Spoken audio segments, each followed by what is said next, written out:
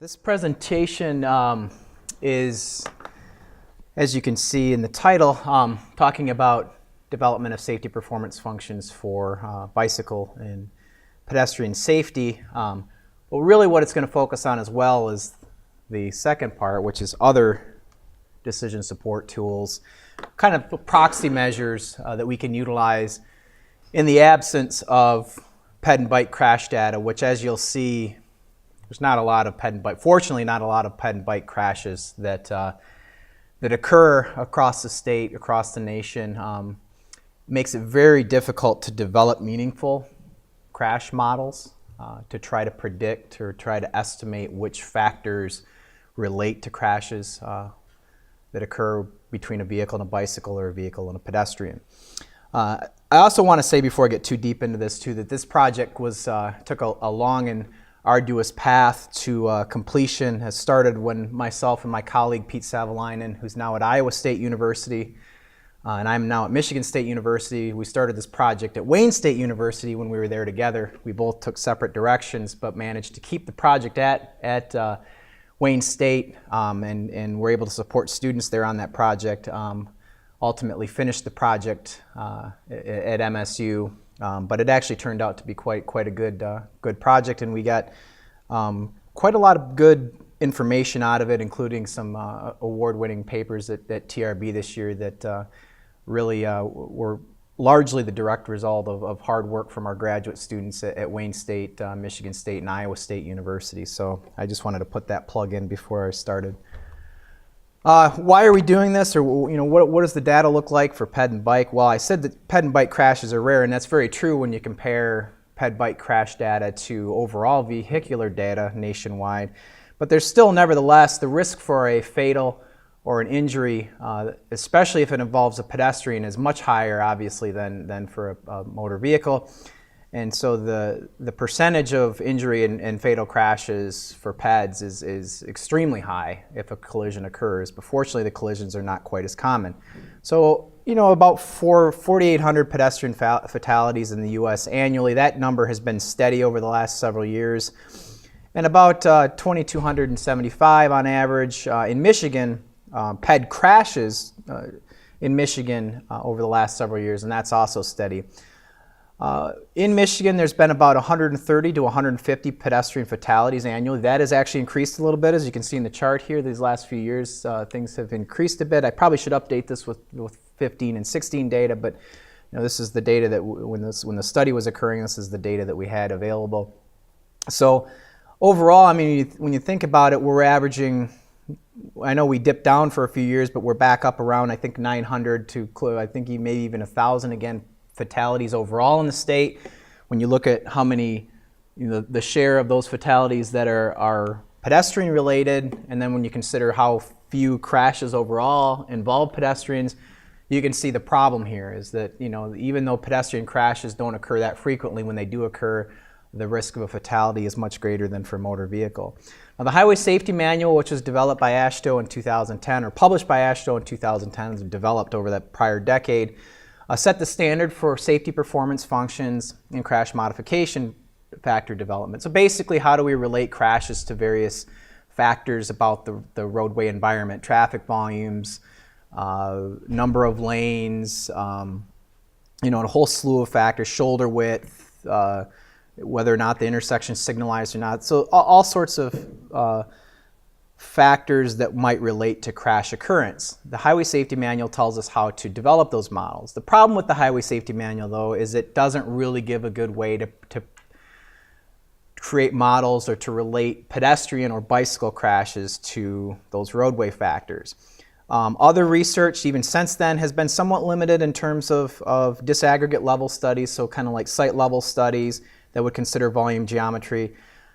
One of the big reasons is we don't have good volume data for pedestrians or bicyclists, right? We don't have it like we do for motor vehicles. It's difficult to put a tube counter out and collect all that data. It's just very expensive. Pedestrians kind of walk where they will versus motor vehicle traffic, which usually stays on the roadway, right? So it's difficult to collect ped and bike, we call exposure data. And again, because ped crashes are much rarer events, bike crashes are even rarer yet, it's extremely difficult. You're talking about small sample sizes that occur relatively sporadically. So then one of the questions that came up in this research is, do we have proxy measures available? Now, for a good proxy measure, you really have to have some documented or quantitative link between the crash occurrence and that proxy measure, be it yield compliance or a conflict study or something like that. But so we also set out acknowledging the fact that we probably aren't going to have good crash data or a lot of crash data to work with. Do we have proxy measures that can also be utilized to help give us at least an idea of the safety, the level of safety at a particular type of roadway? So why do we care? Well, again, why do we need better safety performance functions? Why do we need better crash prediction for pedestrian crashes? If you look in Michigan from 10 to 14, fatalities decreased by 7%. Now, again, this has crept back up a little bit.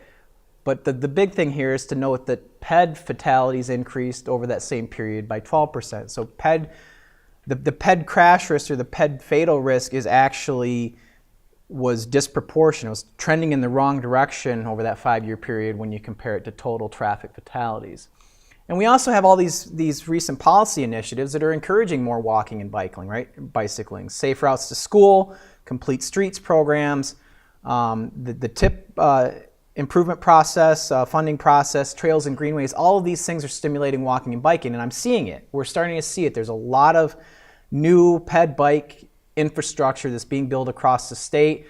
People complain about the weather and say, well, why are we building this? It's only going to be used for 3 months out of the year. But nevertheless, these things are built, they're being used, they're all over the place across the state. So there's actually more ped and bike activity now than there ever has been, or at least in the last few decades. So the objective of our research project was to compare the relative effectiveness of various existing traffic control devices at uncontrolled crosswalks on low-speed streets. So ultimately what we did, so we're kind of jumping from, we narrowed the focus, the scope of this project down a little bit. We said we're going to only focus on low-speed streets, and we're going to focus on low-speed streets where there is a lot of ped and bike activity. Doesn't make sense for us to do these things if we're focusing on rural areas that see like 2 bikes a month or no peds at all, or just people going out to get their mail. So we looked at the places across the state that have the highest ped bike activity and have a little bit of a crash problem with ped bikes as well. So we looked at East Lansing, we looked at Kalamazoo, and we looked at the Midtown Detroit area. We probably should have included Ann Arbor at the time, but I didn't really have a good connection in Ann Arbor. I do now, but I didn't have a good connection in Ann Arbor. So we focused on those three university areas, largely because there was plenty of ped activity, plenty of bike activity, and we had connections in those areas. We had partners on the project team in those areas. We selected 40 sites, 40 mid-block sites, and then an additional 26 intersection sites. Now, we whittled that 40 mid-block site list down to, for the yielding compliance study, which I'll talk about in more depth, we whittled that down to 31 locations. The other locations were included in the crash analysis, but we collected site level data, like were there medians. So we selected our sites based on providing some roadways that were median divided, some that were undivided, some that were 4-lane, some that were 2-lane. Some that had marked crossings, some that didn't have marked crossings but still had ramps, which is still a crosswalk, defined as a crosswalk. We had a variety of marking types. We had the standard marking, which is just the 2 parallel lines. We had the continental type crosswalk, which looks like this, the ladder type. We had the in-street R1-6 signs. We did not have any of the gateway treatments. I know that was Ron Van Houten's presentation yesterday, which we know are very, very effective at improving yield and compliance. And Ron really did an excellent job with that study and helped with development of warrants for the state of Michigan as to when they should be used. But ours were just a single R1-6 like this on the center line, which you'll see is also quite effective. We also looked at locations with enhancement devices. We call it the pedestrian hybrid beacon, which is also known as the Hawk signal. It's kind of it's an interesting signal that has a wig-wag alternating red, like a railroad crossing, when a pedestrian is utilizing it or has pushed the button. We have the RRFB, which is the rectangular rapid flashing beacon, which is a very high visibility. It's just a warning sign, though. It's not a traffic control device. It's a warning sign that flashes when it's activated. And then, of course, the R1-6 sign. And our one requirement was that they had to be in place for at least a year so that they kind of reduced the novelty effect. So we did, this was a cross-sectional design. It was not a before and after study. So we weren't directing any or asking any agency to put these things out there. You know, we didn't have that level of control on this particular study, so we did a cross-sectional study. So it was, we just gathered data at these sites during the same time period. So we did 3 evaluations, or 3 different types of evaluations. We did a crash evaluation, so we developed some safety performance functions. We did a conflict analysis, a near crash analysis. Unfortunately, I don't think we were successful with the near crash analysis, the conflict analysis. What we found, this is actually the first time that I tried to do this sort of a study, is it's very difficult at the observer level to have an exact definition of what constitutes a near crash or conflict. And when we looked at the data, ultimately the results didn't really make sense. So we didn't emphasize that part of the analysis. And even I went back, and it was extremely difficult to categorize crash near crash events. We also did, and which is the largest part, and I believe the most fruitful endeavor in this whole project, was the yielding compliance study, which did show some very, very interesting results, and results that corroborated well with other researchers like Dr. Van Houten's studies and others elsewhere throughout the country. And again, further proved that the R1-6 sign is highly effective, as are the PHB and the RFB. But the R1-6 from a cost effectiveness standpoint is extremely effective. Again, I said we had 31 sites for the yielding compliance study, and I also mentioned that they're near Wayne State University, Michigan State, or Western Michigan. Didn't mean they were on the campus, but they were at least in that general environment, although several of the sites were on campus. We chose our sites to have a wide variety of vehicle and PED volumes, and we did collect vehicle and PED volume data during the time of the study. We converted them, we collected them in 15-minute increments, and we converted them to an equivalent hourly volume. So we did have, for the yield and compliance study at least, we had, you know, real-time PED and vehicular and bicycle volumes. The type of crosswalk treatment, we wanted a variety of crosswalk treatments. The laneage and lane widths, were there shoulders, were there curb and gutter, divided versus undivided. We also had some one-way streets in there as well. For the crash analysis, we also did two things here when we looked at the crashes. We did a nodal analysis, which we drew a 150-foot radius around the crosswalk node, and we collected data, crash data, within that radius. We also, in acknowledging that we might not be able to gather enough crashes to do any meaningful analysis, we also did a full segment analysis. So we took the endpoints from signal to signal, or signal to stop sign to stop sign along that segment, so that entire mid-block, and we captured data for PED and bike crashes along that entire segment. Okay, so those again, and as you would expect, the nodal analysis really didn't give us much at all, so we really reverted to the full segment analysis. So some of the factors that were included in the segment analysis, site-related factors. So for both the segment and the node analysis, we included factors like speed limit, presence of street lighting, type of crosswalk, the crosswalk length, so the crossing distance, and the number of type of lanes. So bike lanes, parking lanes, shoulders, turning lanes. For the node analysis, we also included information whether there was an access point like driveway or a side street that was at that node, and then also the distance to the nearest bus stop. For the segment analysis, we did things a little differently. Acknowledging that there would be driveways and access points along there, that we did a driveway density count, we did a crosswalk density count, we did a bus stop density for the segment, entire segment.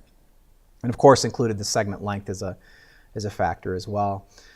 For the video data collection, so how we collected all this yielding compliance data and volume data was we set up these cameras.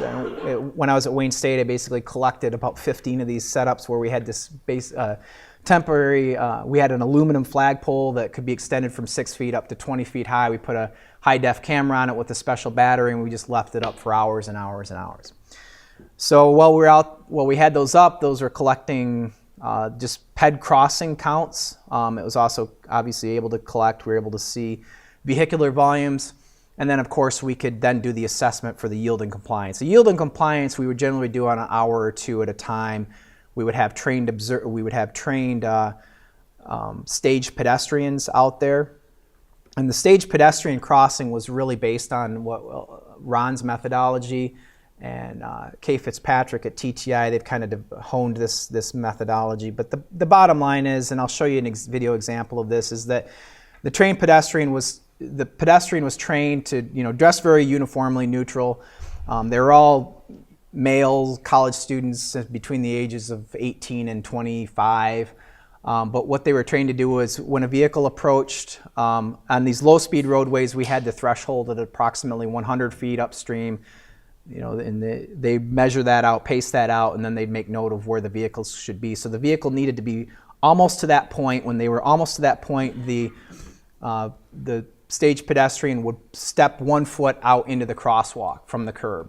Okay, and so Michigan law says if you have a foot in the crosswalk and you've given drivers enough distance to respond, time to respond, that they shall yield for you. Okay, and so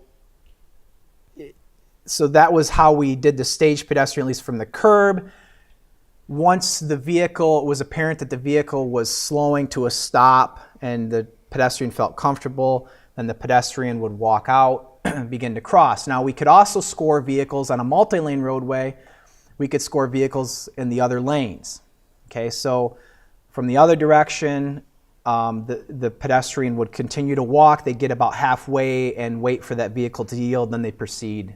So we were able to score both from the curb side and then from the far side as well. So we were able to do a pretty sophisticated analysis level. And the pedestrian, of course, was taught to keep eye contact, make sure, just for their own safety purposes, instead of burying their head in a cell phone, which is probably the most common way that people cross these days, but they were trained to keep eye contact and to make sure that they were safe and could proceed through.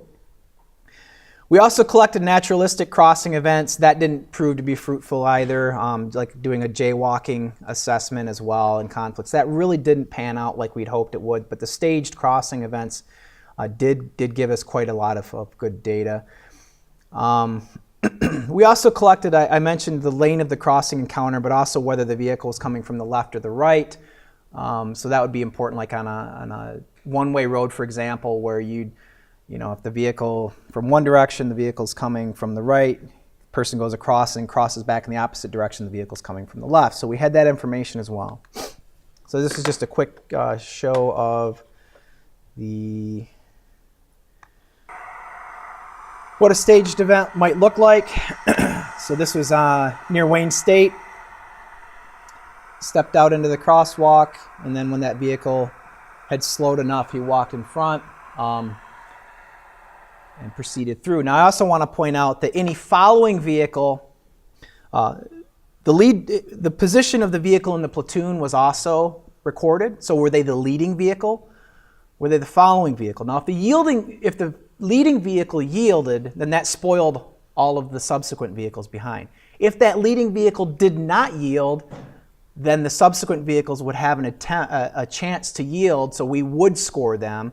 And one thing we found is that vehicles it was kind of the follow the leader thing. If the first vehicle didn't yield, then neither did the second or third. And we did a pedestrian study back at Wayne State, maybe back in 2009, 2010, and I had a nice video that I used to show in presentations of a guy standing there with his foot in the crosswalk, and I think of like 15 straight vehicles went by him before one actually stopped. So we didn't see that quite of an egregious bad behavior in this particular study, but this is just another example of a staged crossing at a non-marked crosswalk. So you can see pedestrian right here, and most of the unmarked crosswalks are on Wayne State's campus, or near Wayne State's campus. There are several where there's a curb cut that would imply that that it is a legal crosswalk, but and as you can expect, that compliance was not nearly as good where there was no crosswalk, and I'll show you those results here in a second. So here is an evasive maneuver.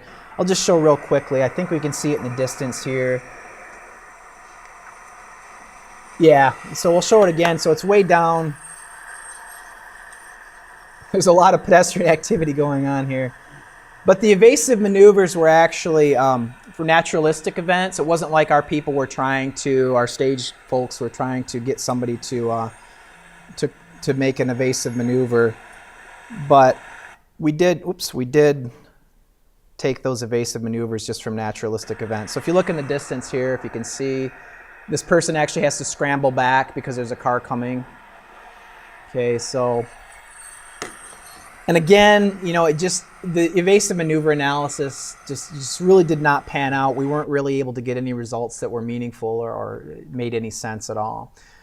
So jumping to the results for the yield and compliance study, if you look at just the variables and then the levels of those variables, so the types of crosswalk being unmarked, standard, continental, the in-street R1-6 sign, and the PHB. We had to drop the RFB out of the actual analysis because it was actually 100% compliance, what made it difficult for us to include it in the analysis just from a statistical standpoint. But if you look at the odds ratio, that's just telling us that, for example, a standard only crosswalk is just exponentiating the coefficient. So the standard compared to the baseline, which is an unmarked crosswalk, a standard crosswalk by itself was 2.8 times more likely to have a yielding event during that stage crossing event.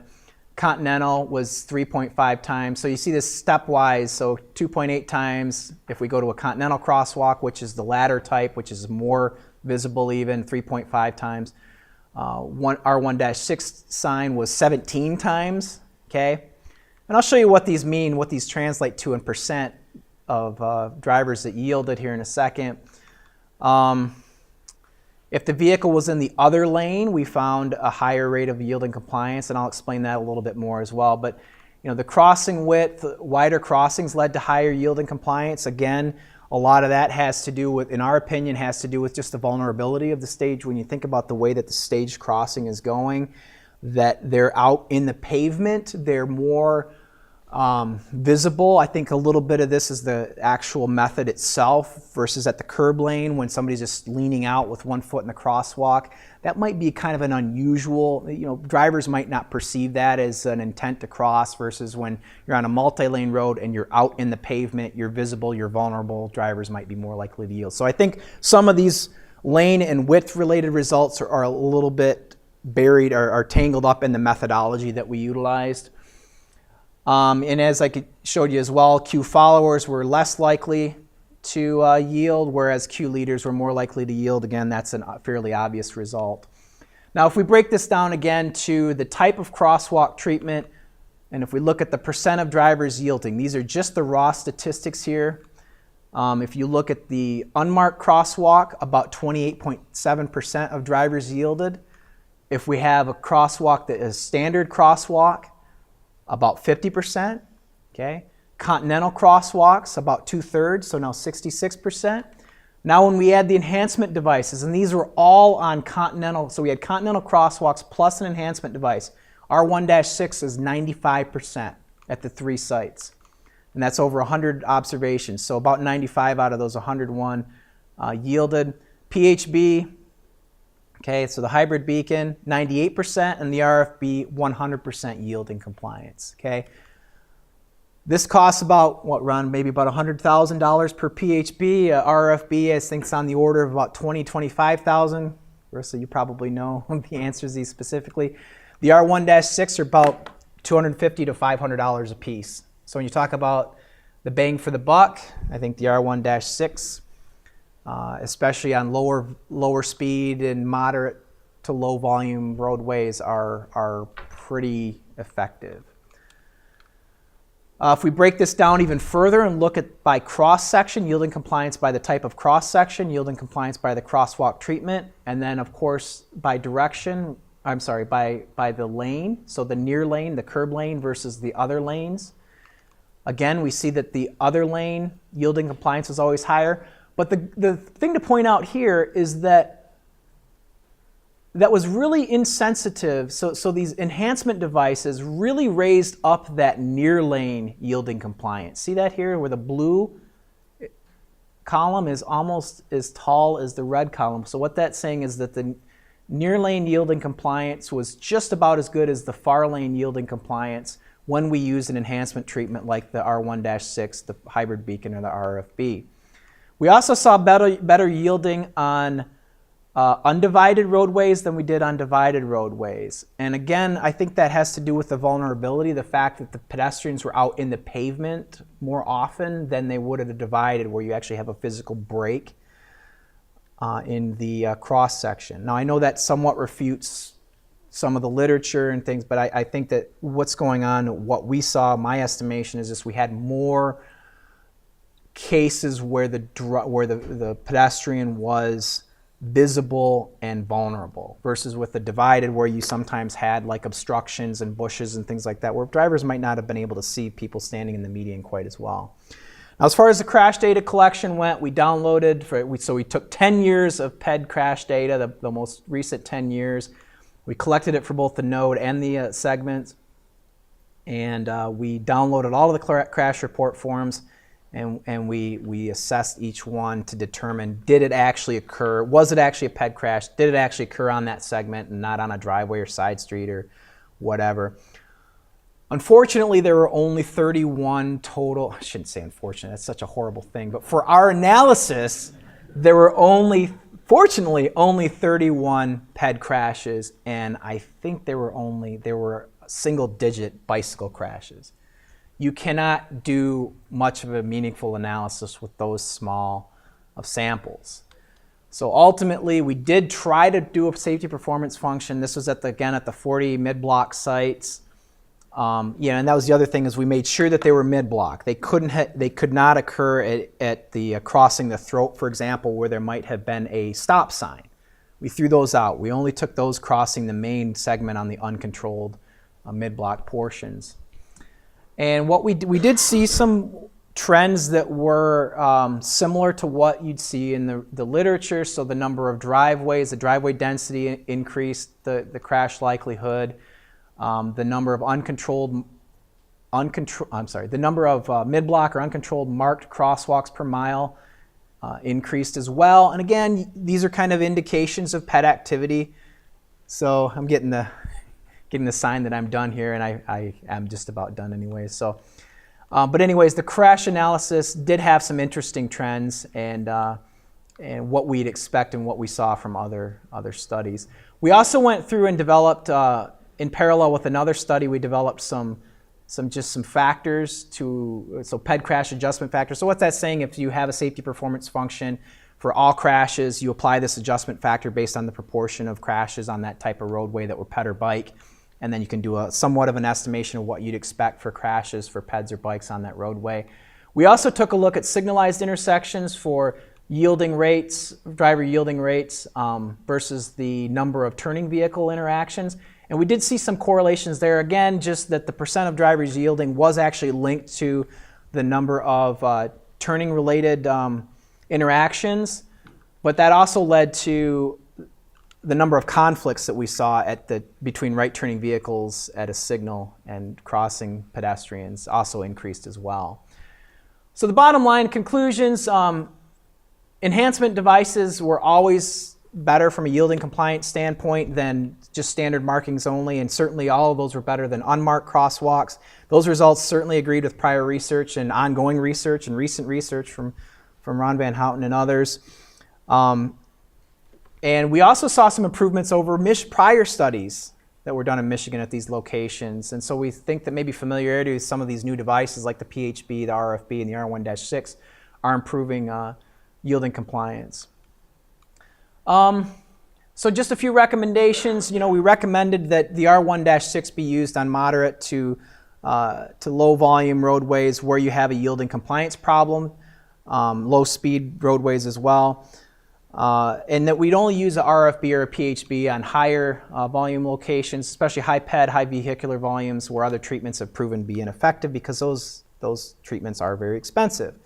The limitations of this study: college campuses, low speeds. Okay, so there are obvious limitations. We'd probably want to try doing something similar on higher speed locations. Maybe away from college campuses a little bit to see how things are different. We obviously had a younger demographic of drivers, younger demographic of pedestrians, larger than typical PED volumes, of course, as well. So that brings me to the end, and I think we save questions for the very end, right? So thank you.